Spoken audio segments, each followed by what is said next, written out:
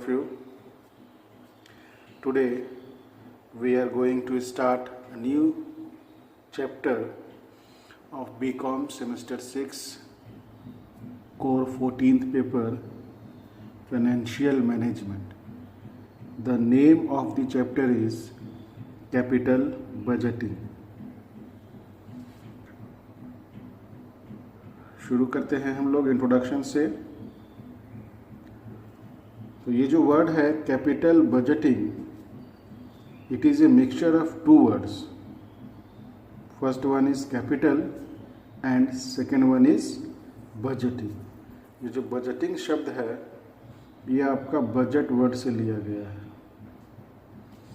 तो capital budgeting दो शब्दों का मिक्सचर है, पहला है कैपिटल और दूसरा है बजटिंग। यहाँ पे the word capital refers to the total investment made by the company in long term assets. इस कैपिटल बजटिंग में जो कैपिटल शब्द है इसका मतलब यहाँ पे कंपनी के द्वारा जो टोटल इन्वेस्टमेंट किया गया है फिक्स्ड एसेट्स में या लॉन्ग टर्म एसेट्स में, चाहे वो टेंजिबल हो या इनटेंजिबल हो, दैट इज टर्म्ड एज हेयर कैपिटल। वो इन्वेस्टमेंट ही किस नाम से जाना जा रहा है यहाँ पे? कैपिटल। तो कैपिटल इन्वेस्टमेंट, सिंपली वे में बोले अगर हम लोग, तो कैपिटल इन्वेस्टमेंट जो है यहाँ पर कैपिटल का मीनिंग है यहाँ पर total investment made by the company in long term assets. इसका मतलब ये हुआ कि the expenditure incurred by the company in acquiring long term assets can be termed as capital invested by the company। विनियोजित पूंजी, यहाँ जो कैपिटल है वो कैपिटल का मतलब वो नहीं जो हम लोग शेयर वगैरह में जान रहे हैं।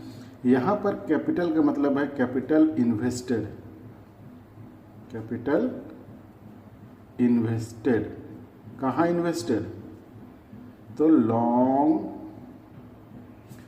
टर्म एसेट्स में या लॉन्ग टर्म प्रोजेक्ट्स में, जहाँ से आपको रिटर्न जो है तुरंत नहीं मिलने वाला है बल्कि वो रिटर्न आपको फ्यूचर में मिलेगा। ठीक है, चलिए आगे बढ़ते हैं।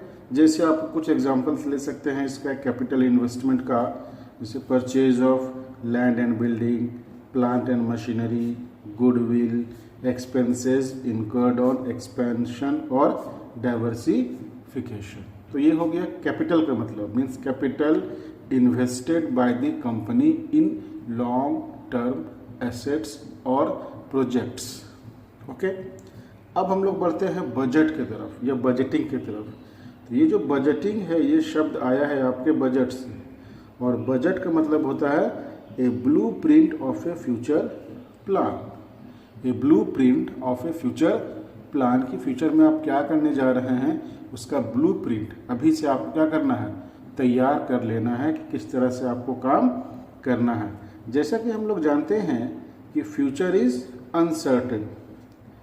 फ्यूचर जो है वो अनसर्टेन है, किसी को नहीं पता है कि भविष्य में क्या होने वाला है। इसीलिए टू सर्वाइव और सस्टेन, भविष्य में अपने आप को जीवित रखने के लिए, अपने आप को बचाने के लिए और ग्रोथ के लिए it becomes necessary for any organisation, to invest in long term projects और एसेट्स। उसके लिए आवश्यक हो जाता है कि हम लोग लॉन्ग टर्म प्रोजेक्ट्स में भी कुछ इन्वेस्ट करें। क्यों करें? सो दैट फ्यूचर में भी वहाँ से हम लोगों को मैक्सिमम रिटर्न जो है वो मिलता रहे और हम लोग फ्यूचर में सर्वाइव कर सके और ग्रोथ भी कर सके।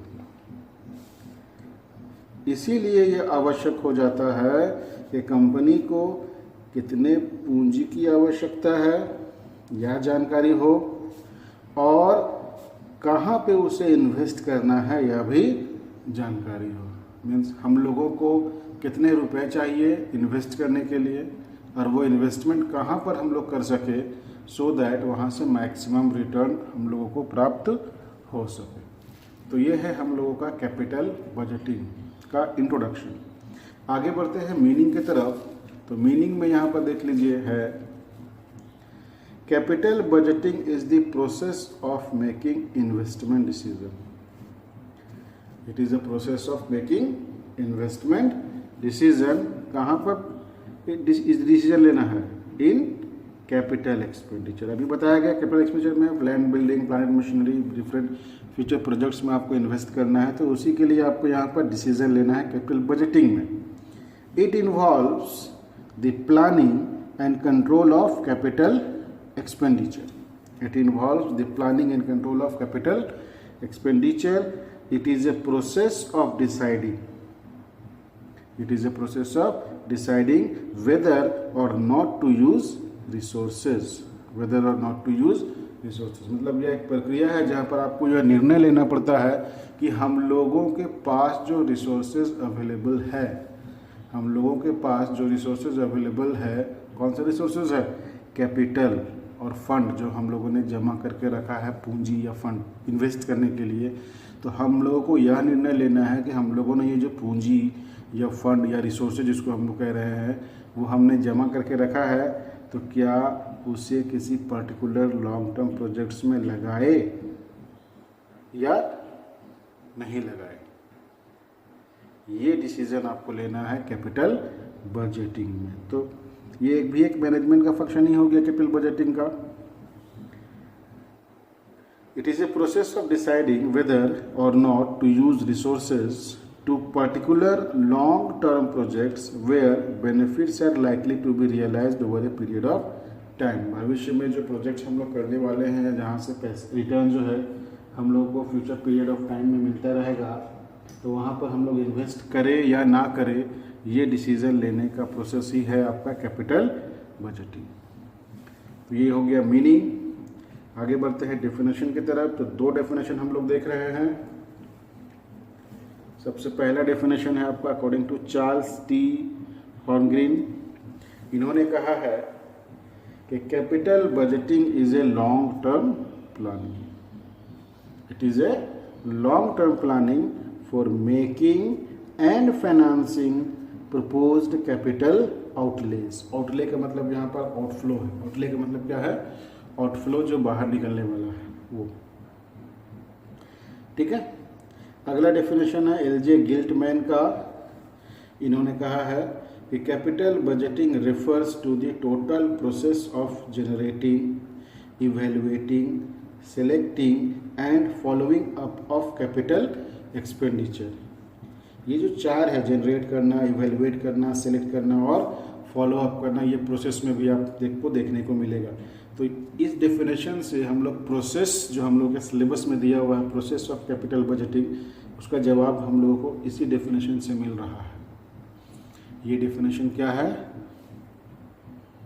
कि capital budgeting refers to the total process of generating, evaluating, selecting and following up of total expenditure। ये दो डेफिनेशन है, ज़्यादा देखने का ज़रूरत नहीं है डेफिनेशंस का। अब आगे बढ़ते हैं हम लोग। उसके बाद है हम लोगों का कंक्लूजन। तो कंक्लूजन में क्या कहा जा सकता है? तो from the above definitions we can conclude that capital budgeting is a management technique of the firm by which, with an aim to maximize the profits, the firm invests its financial resources in such assets which yields profits or return for a number of years in future। हम लोग बोल सकते हैं capital budgeting जो है ये एक management technique है। कैपिटल बजटिंग जो है यह एक मैनेजमेंट टेक्निक है जहां पर मैनेजमेंट इस चीज़ का निर्णय लेती है कि हमारे पास जो फाइनेंशियल रिसोर्सेज अवेलेबल है, उन फाइनेंशियल रिसोर्सेज को किस एसेट्स में या किस लॉन्ग टर्म प्रोजेक्ट में इन्वेस्ट किया जाए, जहां से भविष्य में हम लोगों को मैक्सिमम रिटर्न प्राप्त हो। This is called capital budgeting. अब आगे बढ़ते हैं हम लोग। तो नेक्स्ट है हम लोगों का जो टॉपिक है that is capital budgeting process. What is the process of capital budgeting? तो कैपिटल बजटिंग जो है एक कॉम्प्लेक्स प्रोसेस है, आसान नहीं है, आपको बहुत सारे प्रक्रियाओं से गुजरना पड़ेगा, तब जा कर के आपको यह प्रक्रिया पूरी मानी जाएगी। Capital budgeting is a complex process to the investment of available fund. The benefit will attend only in the near future but the future is uncertain. हम लोग को मालूम है कि इसका जो लाभ है वो हम लोग को भविष्य में मिलेगा, और भविष्य हमारा क्या है? अनसर्टेन है, पता नहीं क्या होगा क्या नहीं होगा। लेकिन अगर हम फॉलोइंग इन सारे स्टेप्स को पूरा करें तो हम लोग बहुत हद तक कैपिटल बजटिंग की प्रोसेस को पूरा कर पाएंगे। तो वो प्रोसेस क्या है? सबसे पहला प्रोसेस में जो आपको दिख रहा है वो है आपका आइडेंटिफिकेशन ऑफ डिफरेंट प्रपोजल। सबसे पहला काम है आपके पास जो डिफरेंट प्रपोजल रहेंगे उनको आइडेंटिफाई करना। मीन्स यहाँ पर हो गया अपॉर्चुनिटीज़ को देखना या अल्टरनेटिव्स को देखना। मीन्स आपके पास सपोज करो आपने कैपिटल में 50 लाख रुपीस जो है अभी तक आपके पास फंड है, आपका इन्वेस्टमेंट अमाउंट जो है प्रोस्पेक्टिव इन्वेस्टमेंट अमाउंट वो है मान लो 50 लाख रुपये, आप इसको इन्वेस्ट करना चाहते हो। तो ये इन्वेस्ट करने के लिए जैसा नहीं है कि आपको एक ही जगह सारा लगा देना पैसा या एक ही रास्ता दिख रहा है आपको, आपके पास बहुत सारे अल्टरनेटिव होंगे कि आप प्रोजेक्ट ए में लगाएं, कि प्रोजेक्ट बी में लगाया जाए, सी में लगाया जाए, डी में लगाया जाए, ई में लगाया जाए। मीन्स आपके सारे बहुत सारे अपॉर्चुनिटीज़ होंगे। तो सबसे पहले आपके पास जो डिफरेंट अपॉर्चुनिटीज़ हैं या प्रपोजल्स हैं या प्रोजेक्ट्स हैं, आपको पहले आइडेंटिफाई करना है कि हम कहाँ कहाँ पे इन्वेस्टमेंट कर सकते हैं। पहले आपको आइडेंटिफाई करना, बेनिफिशियल होगा नहीं होगा वो सेकंड स्टेप है। पहले आपको क्या करना है? आइडेंटिफाई करना है कि हमारे पास अगर मान लो इन्वेस्ट करने के लिए 50 लाख रुपया है तो हम वो इन्वेस्टमेंट कहाँ कर सकते हैं। प्रोजेक्ट ए में भी कर सकते हैं, प्रोजेक्ट बी में भी कर सकते हैं, सी में भी कर सकते हैं, डी में भी कर सकते हैं। तो आपको सबसे पहला काम यही करना है कि आपके पास कहाँ कहाँ मौके हैं आपको इन्वेस्ट करने का, तो आप उनको पहले आइडेंटिफाई कर लीजिए। पहला स्टेप आपका ये हो गया कि आइडेंटिफिकेशन ऑफ डिफरेंट प्रपोजल। अब आपने आइडेंटिफाई कर लिया कि हमारे पास 4 प्रपोजल हैं, 4 प्रोजेक्ट्स हैं जहाँ पर हम लोग अपने कैपिटल को इन्वेस्ट कर सकते हैं। अब दूसरा स्टेप जो है वो आपको है वो है इवेल्युएशन ऑफ डिफरेंट प्रपोजल्स। अब आपने प्रपोजल ए, प्रपोजल बी, प्रपोजल सी, प्रपोजल डी जो है क्या किया? आइडेंटिफाई कर लिया। अब उनको इवेल्युएट करना है। तो इवेल्युएट करिएगा तो आप बहुत सारे मेथड लगाइएगा कि कौन सा बेनिफिशियल है, कौन सा बेनिफिशियल नहीं है। इवेल्युएशन के लिए आपको बहुत सारा मेथड लगाना पड़ेगा। तो आप देखेंगे कि हम पैसा लगा रहे हैं 50 लाख रुपया, तो 50 लाख रुपया कितना जल्दी से मेरा वापस आ जा रहा है, कितना दिनों में आ जा रहा है। पे बैक पीरियड मेथड लगाएंगे, नेट प्रेजेंट वैल्यू मेथड लगाएंगे। तो जो डिफरेंट टूल्स दिए गए हैं, जो डिफरेंट मेथड्स दिए गए हैं कैपिटल बजटिंग प्रोसेस के लिए, उन सारे मेथड्स को लगा करके आप डिफरेंट अल्टरनेटिव्स को इवेलुएट करेंगे कि कौन सा आपके लिए बेनिफिशियल है और कौन सा आपके लिए बेनिफिशियल नहीं है भविष्य में। इतना करने के बाद आप जो है उसका एक फाइनेंस मैनेजर या आप बोल रहे मीन्स फाइनेंस मैनेजर जो है उसका एक फाइनल लिस्ट बना करके अपना रिपोर्ट जो है वो सबमिट करेगा मैनेजमेंट के पास सारे का। ठीक है, मैनेजमेंट को क्या करना है, उन डिफरेंट प्रपोजल्स में से जो बेस्ट ऑप्शन होगा ऑर्गेनाइजेशन के लिए सारे पक्षों को ध्यान में रखते हुए मैनेजमेंट उसमें से बेस्ट ऑप्शन को मैनेजमेंट क्या करेगी, चुन लेगी, या जिसको हम लोग बोल रहे हैं फाइनल अप्रूवल। तो फाइनल अप्रूवल के लिए मैनेजमेंट बहुत सारे पक्षों को ध्यान में रखेगी। मैनेजमेंट देखेगी कि भविष्य में हमको कितना इससे प्रॉफिट होने वाला है, हम जो रकम लगा रहे हैं वो एरिया जहाँ पर लगाया जा रहा है वो कितना रिस्क फैक्टर है, उसको रिस्की फैक्टर भी को ध्यान में रखना पड़ेगा वहाँ पे।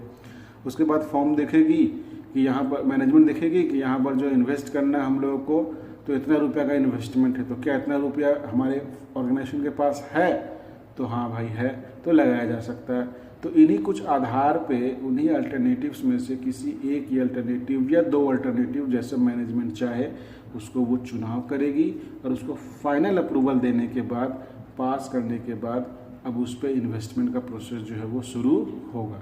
मीन्स अप्रूवल होने के बाद यहाँ पर आ गया आपको फोर्थ स्टेप क्या है, इम्प्लीमेंटेशन का। मीन्स अब वक्त आ गया है कि आप फंड लगाइए और आपने जो अभी तक काम किया है उसको आप ज़मीन पर उतारिए, इम्प्लीमेंट कर दीजिए, कार्यान्वयन का समय आ गया है बाबा को।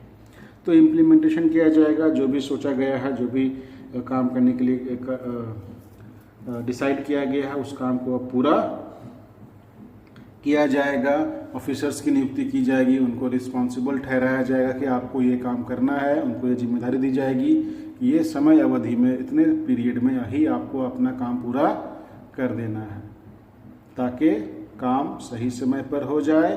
काम सही समय पर होने से हमारा जो कॉस्ट है वो क्या होगा, जो हमने सोचा है, जो हमारा स्टैंडर्ड कॉस्ट था उसी कॉस्ट में हमारा काम हो जाएगा। और अगर काम में किसी भी तरह की डिले होती है, लेट हो रहा है इम्प्लीमेंट करने में या प्रोजेक्ट को कंप्लीट करने में, तो जाहिर सा बात है हमारा कॉस्ट जो है क्या होगा, वो धीरे धीरे बढ़ता जाएगा और हमारे भविष्य में होने वाले लाभों को वो कम कर देगा। इसीलिए रिस्पॉन्सिबिलिटी बांध दिया जाता है सभी ऑफिसर्स को कि आपको ये समय में इस काम को पूरा करना है। अंतिम स्टेप जो है, इम्प्लीमेंटेशन हो जाने के बाद काम शुरू हो जाएगा। काम शुरू होने के बाद आपको फीडबैक लेना है। पांचवा स्टेप जो लास्ट स्टेप है वो है फीडबैक का या फॉलोअप का। आपने काम किया, आपने इम्प्लीमेंट कर दिया, अब आपको उसको इंटरप्रेट करना है कि काम जो आपने सोचा था, जो आपने स्टैंडर्ड फिक्स किया था, उस स्टैंडर्ड के अकॉर्डिंग काम हो रहा है या काम नहीं हो रहा है। अगर आपको कोई डेविएशन मिलता है कहीं पर कि आप जो सोच करके रखे थे वैसा काम नहीं हो रहा है, आपका रिजल्ट जो है अनफेवरेबल आ रहा है, आप सोचे थे कुछ, काम हो रहा है कुछ, तो कोशिश करेंगे आप उसको सुधारेंगे। अगर यह संभव नहीं है तो यह आपके लिए एक सबक होगा कि आने वाले भविष्य के प्रोजेक्ट्स में आप इन सभी बातों को ध्यान रखेंगे। अगर आप सुधार पाएंगे तो सुधारिए, अगर नहीं तो ये आपके लिए एक सबक है कि फ्यूचर प्लान्स को डिसाइड करते समय आप इन सभी फैक्टर्स को भी ध्यान देंगे, जिसके वजह से अभी आपको नुकसान हो रहा है, जो कि आपको फीडबैक के द्वारा प्राप्त हुआ है, वो सब फैक्टर्स के बारे में जानकारी। तो ये 5 स्टेप हैं। सबसे पहला स्टेप हम लोगों ने देखा identification of various investment proposals और प्रोजेक्ट्स। सेकेंड हम लोगों ने देखा इवैल्यूएशन। थर्ड था फाइनल अप्रूवल। फोर्थ है इम्प्लीमेंटिंग और पांचवा है फॉलोअप और फीडबैक। तो ये हम लोगों का हो गया कैपिटल बजटिंग प्रोसेस। जल्दी से एक बार इसको रिकॉल करते हैं इसी चार्ट की मदद से। पहला था हमारा आइडेंटिफाई कीजिए कि आपके पास कहाँ कहाँ अल्टरनेटिव्स हैं, आप कहाँ कहाँ इन्वेस्ट कर सकते हैं। दूसरा, आपने जो डिफरेंट अल्टरनेटिव्स या अपॉर्चुनिटीज़ को देखा है, अब उन सभी को आप क्या कीजिए, कंपेयर कीजिए, इवैल्यूएट कीजिए एक दूसरे से। और इवैल्यूएट करने के बाद आप अपना रिपोर्ट, फाइनेंस मैनेजर जो अपना रिपोर्ट जमा कर दे किसको, मैनेजमेंट के पास। अब टॉप मैनेजमेंट जो है उसमें से किसी प्रोजेक्ट को, एक को या दो को, जैसा उनके पास फंड हो या जो भी उनका काम करने का तरीका हो, उसके आधार पर वो एक या दो प्रोजेक्ट को उसमें से क्या करेगी, अप्रूव करेगी फाइनल सिलेक्शन के लिए। उसके बाद उसको इम्प्लीमेंट किया जाएगा, कार्यान्वयन किया जाएगा, ऑफिसर्स की नियुक्ति की जाएगी, उनको रिस्पॉन्सिबिलिटी दिया जाएगा, सही समय पे काम कराने के लिए उनको प्रेरित किया जाएगा, सो दैट कम कॉस्ट में या जो कॉस्ट हम लोगों ने सोचा है उस पर काम पूरा हो जाए। उसके बाद काम होने के बाद हम लोग उसका फीडबैक लेंगे, फॉलोअप करेंगे कि क्या काम ठीक से हुआ या नहीं हुआ, अगर किसी तरह का दिक्कत हुआ है तो किन रीज़न से हुआ है। ये जानकारी लेना क्यों ज़रूरी है, क्योंकि भविष्य में भी अगर हम लोग प्लान बनाते हैं तो ये पिछले प्रोजेक्ट्स का जो फीडबैक है या फॉलोअप है वो हम लोगों को काफ़ी मददगार साबित होता है। तो ये है आपका कैपिटल बजटिंग प्रोसेस।